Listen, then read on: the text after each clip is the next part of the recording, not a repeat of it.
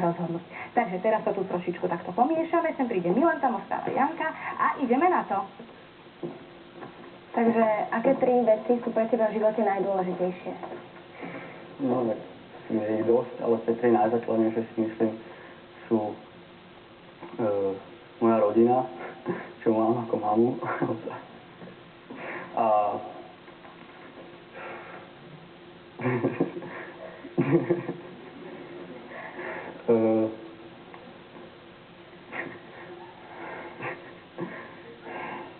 nie, pane, pravda.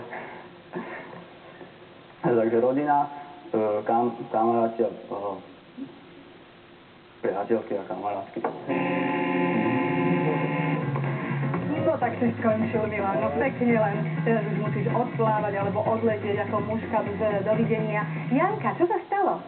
Tak jednak, že je málo sebavedomí a tie 3 veci to by mal každý človek vedieť, čo je pre ňo najdôležitejšie. Možno, že mal v teba takú trému, že si na to nevedel zrazu spomenúť.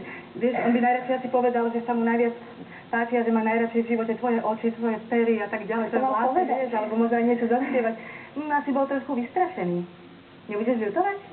Dobre, fajn, takže vyhrávaš už spomínané športové odevy značky Reebok. Nech sa ti páči, budeš môcť športovať, budeš môcť trošku zamachrovať na nejakom ihrisku a možno práve vďaka týmto krásnym vestiam, ktoré budeš mať na sebe, zbalíš nejakého poriadneho chlapa, ktorý sa tebe už bude vtedy